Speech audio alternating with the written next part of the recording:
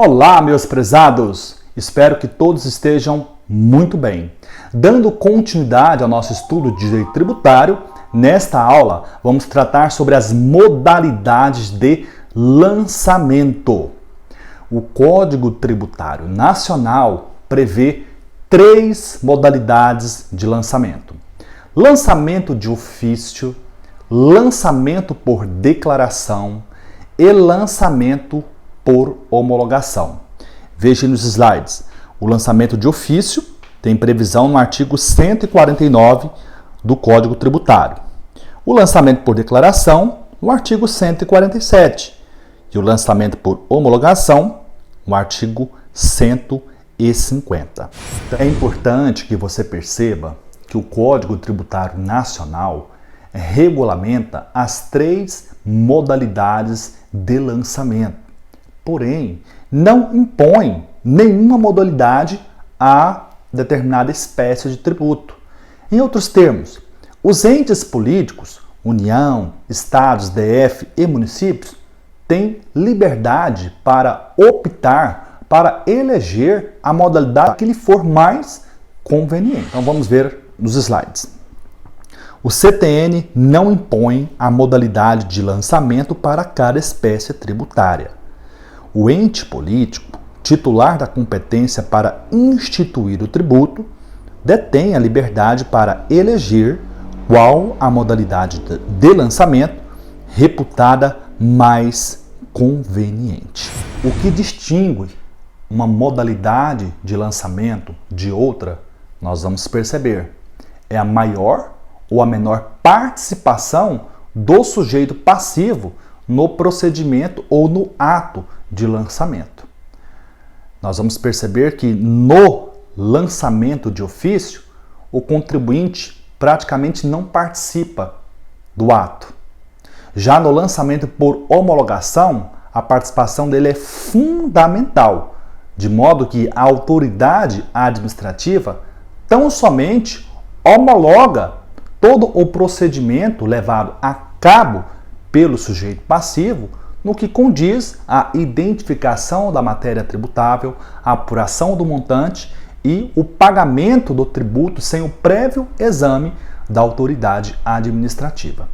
Vamos analisar inicialmente o lançamento de ofício. No slide. No lançamento de ofício, o fisco possui dados suficientes para realizar o lançamento, sem a participação do contribuinte. Todo o procedimento referido no artigo 142 do CTN, que compõe o lançamento, é realizado pela autoridade administrativa. Então percebam, como o próprio nome sugere, no lançamento de ofício, a autoridade administrativa, ela detém todas as informações necessárias para constituir o crédito tributário, de forma que raramente a autoridade vai precisar da participação ou da colaboração do sujeito passivo. No mais das vezes, nos tributos sujeitos a lançamento de ofício, a autoridade pode notificar o contribuinte para prestar algum esclarecimento.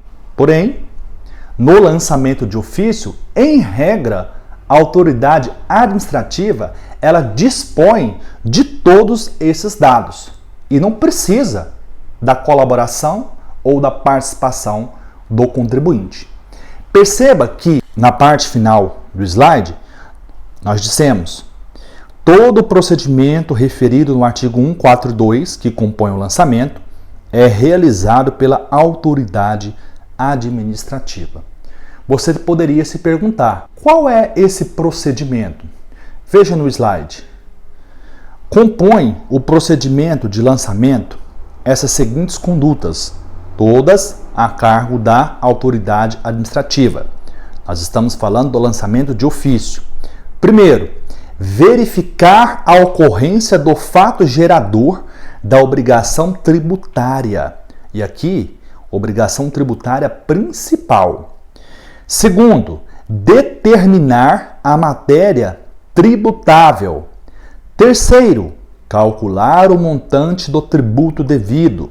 Quarto, Identificar o sujeito passivo. 5. Propor a aplicação da penalidade cabível, se for o caso. Nós temos uma crítica doutrinária em relação a essa parte final do artigo 142 do CTN, que diz propor a aplicação da penalidade cabível. Ora, o lançamento, conforme vimos na aula anterior, é um ato ou procedimento administrativo privativo, entenda-se, exclusivo da autoridade administrativa. Logo, se trata de uma atribuição indelegável e não pode também ser avocada.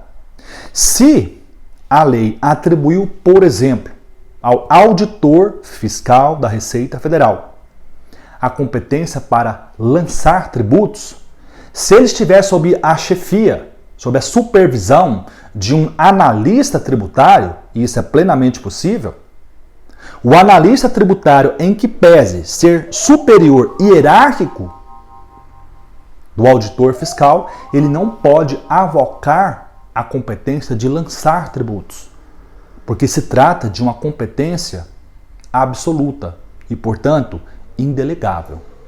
E nesse sentido, a crítica doutrinária ela é severa. Ora, como pode o legislador dizer que a autoridade administrativa vai propor a aplicação da penalidade? Não se trata de proposição. A autoridade administrativa, no conjunto dos elementos que compõem o procedimento do lançamento, ela vai aplicar a penalidade cabível. Ela não vai propor. A autoridade ela aplica. Não se trata de mera proposição. Se o contribuinte entender que essa penalidade é incabível, que não houve infração à legislação tributária, ele poderá se insurgir por meio da impugnação, conforme vimos na aula passada. Outro detalhe importante é o seguinte: a doutrina informa, à luz do CTN, que todos os tributos, impostos, taxas, contribuição de melhoria, empréstimo compulsório e contribuições especiais, todos os tributos estão sujeitos a lançamento de ofício, ainda que a lei que os instituiu tenha previsto, por exemplo, que esses tributos estejam sujeitos a lançamento por declaração ou lançamento por homologação. É plenamente possível que todo e qualquer tributo seja sujeito a lançamento de ofício. Slide. A doutrina informa que todos os tributos, ainda que o lançamento inicialmente previsto tenha sido efetuado por outra modalidade, por declaração ou por homologação, poderá ser revisto de ofício, vale dizer, lançado de ofício pela autoridade fiscal. Em resumo, minha gente, todo tributo pode ser lançado de ofício, ainda que essa não seja a modalidade prevista pela lei, desde que presentes uma das situações do artigo 149 do CTN, que nós estudamos na aula passada. Eu sugiro que você pause esse vídeo e leia o artigo 149 do CTN. Conforme inicialmente explicado, todo e qualquer tributo pode estar sujeito ao lançamento de ofício. Observa-se, contudo, que alguns tributos são lançados ordinariamente por esta modalidade, qual seja, lançamento de ofício. E são esses: o IPTU, o IPVA, as taxas, a contribuição de melhoria, contribuições corporativas, contribuição de iluminação pública. Percebam que, em regra, esses tributos são lançados de ofício. Porém, nada impede que a legislação do correspondente ente político, detentor da competência constitucional para instituí-lo, eleja uma outra modalidade de lançamento. Por exemplo, o IPVA. É muito comum que alguns estados, por exemplo, o estado de São Paulo, o IPVA seja lançado por homologação. O próprio contribuinte entra no site da Secretaria de Estado da Fazenda ou uma secretaria correspondente e calcule o tributo. Posteriormente, A autoridade administrativa simplesmente homologa. Isso é plenamente possível. O próximo lançamento é o lançamento por declaração. O lançamento por declaração, diferentemente do lançamento de ofício, em que a autoridade administrativa dispõe de todos os dados necessários para promover o lançamento, nesta modalidade, a autoridade precisa da colaboração do sujeito passivo, que deverá prestar informações de fato para a autoridade fiscal. E percebam, no lançamento por declaração, o sujeito passivo presta informações da situação fática subjacente ao fato gerador. O contribuinte ou o responsável tributário não vai prestar informações de direito. Os critérios jurídicos são conhecidos da autoridade administrativa. O que o sujeito passivo faz é levar informações acerca da operação, da data que ocorreu, do valor do bem, do objeto, da mercadoria, etc. E a autoridade administrativa, com base nessas informações, promove o lançamento do tributo. Veja no slide. No lançamento por declaração, ou misto, e é chamado misto justamente porque tem a participação da autoridade, a participação do sujeito passivo, nós temos que o sujeito passivo auxilia a autoridade administrativa, prestando informações necessárias para que seja efetuado o lançamento. E percebam que nessa modalidade de lançamento, o contribuinte é obrigado por lei, evidentemente, ninguém pode ser obrigado a fazer ou deixar de fazer alguma coisa, senão em virtude de lei. Nessa modalidade de lançamento, o contribuinte é obrigado por lei, evidentemente, a prestar declaração com informações sobre a matéria de fato, o valor, a data de ocorrência do fato gerador, etc., para que a autoridade providencie o lançamento e, após, notifique o contribuinte para pagamento. Então perceba, conforme nós já analisamos, no lançamento por declaração é fundamental que o contribuinte ou responsável tributário forneça essas informações para a autoridade administrativa. Você pode estar se perguntando, e se o sujeito passivo da obrigação tributária não fornecer essas informações? A consequência é a seguinte: a entrega da declaração dos elementos fáticos necessários ao lançamento constitui típica obrigação acessória, que é a obrigação de fazer ou não fazer. Artigo 113, parágrafo 2º do CTN, conforme já estudamos. E o descumprimento poderá, se previsto em lei, acarretar a imposição de multa. Uma observação importante. Aqui no slide anterior, nós vimos que nessa modalidade de lançamento, o contribuinte é obrigado, por lei, a prestar declaração, ou seja, uma obrigação de fazer. Você precisa estar atento que nos termos do artigo 113, parágrafo 2º do CTN, a obrigação acessória decorre da legislação tributária. E o conceito de legislação tributária, ele é mais amplo do que o conceito de lei. O conceito de legislação tributária está no artigo 96 do CTN. Abra aí o seu vadimeco ou seu navegador e leia. A expressão legislação tributária compreende as leis, os tratados e as convenções internacionais, os decretos e as normas complementares que versem no todo ou em parte sobre tributos e relações jurídicas a elas pertinentes. Então percebam, não confunda. A obrigação tributária acessória pode ser instituída por lei em sentido amplo, conforme o artigo 96 do Código Tributário Nacional. Professor, não compreendi. Anote aí, artigo 113, parágrafo 2º. No artigo 113, parágrafo 2º, você vai ler assim, ó, a obrigação acessória decorre da legislação tributária. Lá no artigo 96, você tem um conceito de legislação tributária. Logo, a obrigação acessória pode ter origem em uma lei em sentido amplo, ou seja, decreto e normas complementares, conforme essas que estão previstas aqui no artigo 96 do CTN. Porém, o descumprimento da obrigação tributária acessória pode acarretar na imposição de uma penalidade. E essa penalidade não pode estar prevista na legislação tributária, e sim na lei. Isso por força do artigo 97.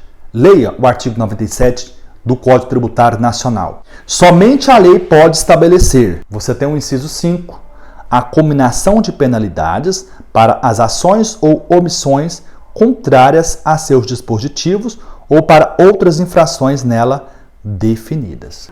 É importante que você perceba que a obrigação tributária acessória, conforme o artigo 113, parágrafo 2º, combinado com o artigo 96 do Código Tributário Nacional, pode ser instituída por ato infralegal. Porém, a imposição de penalidade em razão do descumprimento dessas obrigações só pode ser criada por lei em sentido estrito. É o que está previsto no artigo 97, inciso 5 do Código Tributário Nacional. Continuando. No artigo 147, parágrafos 1º e 2º, nós temos as seguintes informações. A retificação da declaração por iniciativa do próprio declarante, quando vise a reduzir ou a excluir tributo, só é admissível mediante comprovação do erro em que se funde e antes de notificado o lançamento. No parágrafo 2º, nós temos os erros contidos na declaração e apuráveis pelo seu exame serão retificados de ofício pela autoridade administrativa a que competir a revisão daquela. Perceba que o Código Tributário Nacional prevê duas regras para a retificação de declarações prestadas pelo sujeito passivo nos tributos sujeitos a lançamento por declaração. Na primeira hipótese, no parágrafo 1º, qual seja a retificação por iniciativa do próprio contribuinte, o legislador condiciona essa retificação, quando o objetivo seja reduzir ou excluir tributo, que o contribuinte ou responsável tributário comprove o erro. Tá? Se o erro não for comprovado, a autoridade não vai admitir a retificação. Por outro lado, se você fizer uma interpretação a contrário senso, você vai perceber que o código não impede que seja feita a retificação para majorar o tributo. Só que isso é de raríssima ocorrência. Por seu turno, a autoridade administrativa, ela pode, na verdade ela deve, proceder à revisão do lançamento dos dados com base nessas declarações quando verificar de ofício que há algum erro, seja para majorar, seja para reduzir o tributo. Quanto ao sujeito passivo, essa retificação ela só pode ocorrer antes da notificação. Por que antes da notificação? Nós vimos na aula passada que uma vez que o contribuinte ou responsável é notificado, o lançamento se torna definitivo. E qual seria o procedimento legal à disposição do contribuinte ou responsável tributário para promover a alteração do lançamento já notificado? Nós vimos, artigo 145, inciso 1, impugnação. Então percebam, depois que o contribuinte foi notificado, ele não tem como mais retificar as declarações, ainda que essas declarações sejam fundadas em erro devidamente comprovado. O sujeito passivo deverá, portanto, apresentar impugnação. Sintetizando nos slides. Retificações que pretendam reduzir ou excluir o tributo só são admitidas antes da notificação. Retificações que objetivem aumentar o tributo a ser pago são admitidas antes ou depois da notificação. A autoridade administrativa pode retificar de ofício as informações prestadas pelo contribuinte, seja para aumentar, reduzir e até excluir o tributo. Após a notificação, o contribuinte poderá apresentar impugnação ao lançamento para modificá-lo. Então percebam, muito tranquilo compreender as regras dos parágrafos 1º e 2º do artigo 147. De um lado você coloca o contribuinte, de outro lado você coloca a autoridade administrativa. Sob a ótica da autoridade administrativa, até em razão do dever de autotutela, as declarações poderão ser retificadas de ofício, seja para majorar, seja para reduzir o tributo. Pouco importa se antes ou depois da notificação. Agora, sob a ótica do sujeito passivo, do contribuinte ou responsável tributário, nós temos que analisar. Ele foi notificado? Se a resposta for sim, ele foi notificado, não tem como retificar as declarações. O contribuinte ou responsável deverá impugnar o lançamento. Ele não foi notificado. Pergunta: o objetivo é reduzir ou excluir o tributo? Se a resposta for sim, nessa hipótese, ele vai ter que comprovar o erro. Se o erro não for comprovado, a autoridade administrativa não vai admitir as retificações. Por um outro lado, supondo que o contribuinte ou responsável ainda não foi notificado, mas ele não pretende reduzir ou extinguir o tributo, ele quer retificar para majorar o pagamento do tributo, até para evitar a imposição de penalidade. Ele pode fazer isso? Pode, plenamente possível. Ele precisa provar alguma coisa? Não tem necessidade. A autoridade administrativa vai promover as retificações necessárias. Então aí nos slides, percebam. Retificação pelo contribuinte das declarações. Você tem aí antes da notificação e após a notificação. Então, antes da notificação, para reduzir ou extinguir o tributo. Pode, desde que ele comprove o erro em que se funde essa retificação, e para majorar o tributo, que é um caso raro, mas é possível, por exemplo, nas hipóteses em que o contribuinte pretenda evitar a imposição de penalidade, e nós temos a hipótese de após a notificação. Após a notificação, ele pode retificar para majorar o tributo. Para reduzir ou extinguir o tributo, ele deve apresentar impugnação. Nós podemos perceber que dois tributos são, em regra, sujeitos a lançamento por declaração, que é o ITBI e o ITCMD. Percebam, o ITBI é um imposto municipal sobre transmissão onerosa de bens imóveis. Se você vende um bem imóvel, pouco importa se ele é urbano ou se ele é rural. O adquirente, em regra, é eleito pela legislação municipal como o contribuinte desse tributo. Em regra, a municipalidade não terá como lançar o tributo se não forem prestadas as declarações. Evidentemente, a escritura pública de compra e venda é feita perante um tabelionato. E o tabelionato, em razão da possibilidade de ser responsável tributário por sucessão, em regra, exige no ato de lavratura da correspondente escritura pública de compra e venda o pagamento do tributo. Então é nesse momento em que o contribuinte vai informar à municipalidade o valor do imóvel que está sendo adquirido. Por meio dessa declaração, a municipalidade lança o ITBI. O contribuinte, no caso, o adquirente, efetua o pagamento, leva a guia ao cartório e o cartório lavra a escritura pública de compra e venda. Em relação ao ITCMD, mesma análise. Lembrando que no ITCMD nós temos dois impostos. Nós temos o imposto de transmissão causa-mortes e nós temos o imposto de transmissão por doação. No imposto de transmissão causa-mortes é necessário a feitura de um inventário, judicial ou extrajudicial.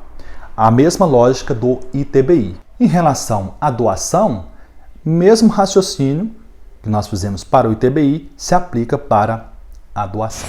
Imagine que determinado tributo esteja sujeito a lançamento por declaração.